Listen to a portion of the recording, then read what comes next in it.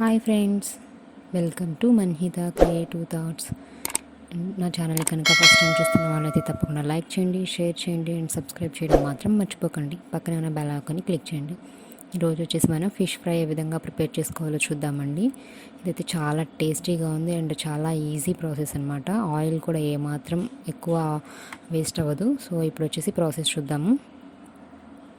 ఒక బౌల్ తీసుకుని దానిలోకి నేను ఫిష్ ముక్కలు తీసుకుంటున్నానండి. ఇవి వచ్చేసి 3 తీసుకున్నాను నేను.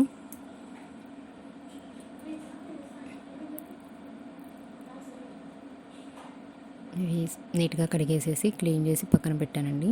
అండ్ దీనిలోకి ఇప్పుడు మనం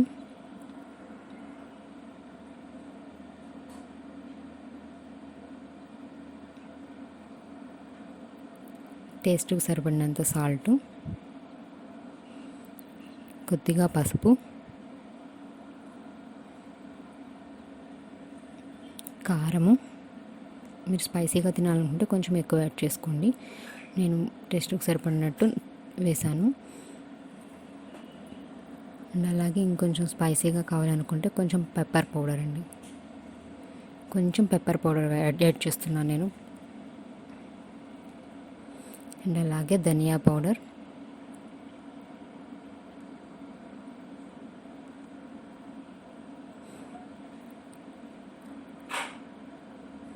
గరం మసాలా 1 స్పూన్ వేసుకుంటున్నాను.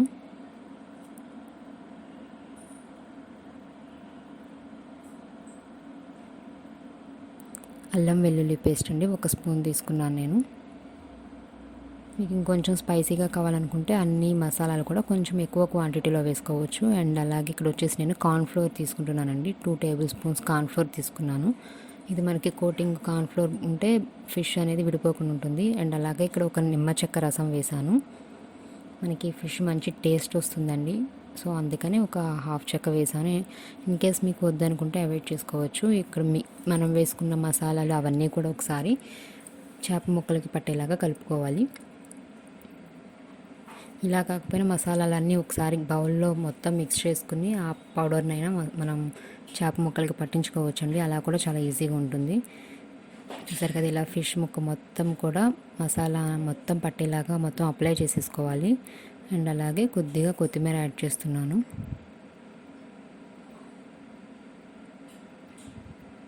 కొత్తిమీర కూడా కలిపేసిన తర్వాత దీన్ని ప్లేట్ వేసేసి ఒక హాఫ్ అన్ అవర్ పాటు పక్కన పెట్టానండి. ఎందుకంటే ఈ మసాలాలన్నీ కూడా మనకి చేప ముక్కలు బాగా పట్టి టేస్ట్ బాగుంటుందండి. చేప ముక్కలకు మసాలా అంతా కూడా పడుతుంది. ఒక హాఫ్ అన్ అవర్ తర్వాత స్టవ్ మీద ప్యాన్ పెట్టుకున్నాను. దీనిలో మన ఫిష్ ముక్కలు ఫ్రై చేసుకోవడానికి ఆయిల్ వేస్తున్నాను. ఎక్కువ ఆయిల్ కూడా ఏం వేస్ట్ అవ్వలేదండి. చాలా తక్కువ ఆయిల్తోనే ఫ్రై అయిపోయినాయి ముక్కలు కూడా. చాలా టేస్టీగా ఉన్నాయి. ఒకసారి తప్పకుండా ట్రై చేయండి ఈ రెసిపీని. ఆయిల్ బాగా హీట్ అయిన తర్వాత ఫిష్ ముక్కలు కూడా దానిలో వేస్తున్నానండి.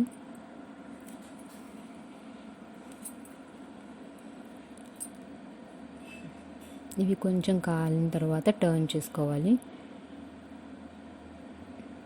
ఇక్కడ చూపిస్తున్న విధంగా చేస్తే చేప ఏమాత్రం కూడా విడిపోకుండా ఉంటుందండి. మనం కార్న్ఫ్లోర్ యాడ్ చేసాం కదా, సో ఫిష్ అనేది విడిపోకుండా చక్కగా పీసెస్ కరెక్ట్గా వస్తాయి అన్నమాట. ఎక్కువ ఆయిల్ కూడా వేస్ట్ అవ్వదు.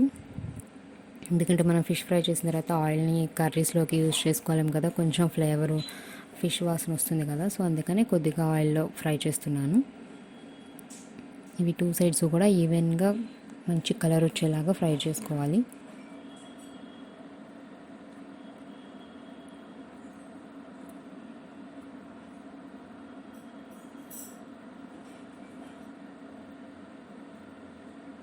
ఇలా 2 సైడ్స్ కూడా టర్న్ చేసుకుంటూ ఈవెన్గా ఫ్రై చేసుకోవాలండి.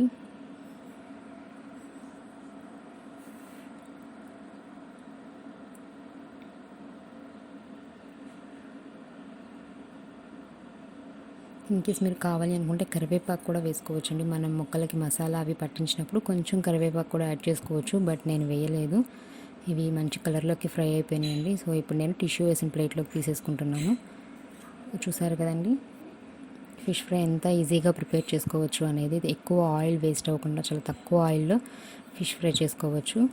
ఫైనల్గా ఇలా వచ్చినాయండి. సో చూసారు కదా, ఈ వీడియో కనుక మీకు నచ్చినట్లయితే తప్పకుండా లైక్ చేయండి, షేర్ చేయండి అండ్ సబ్స్క్రైబ్ చేయడం మాత్రం మర్చిపోకండి. పక్కనే ఉన్న బెల్ ఐకాన్ని క్లిక్ చేయండి. ఇలా చేయడం వల్ల నేను అప్లోడ్ చేసే ప్రతి వీడియో నేరుగా మీ వరకు వస్తుంది.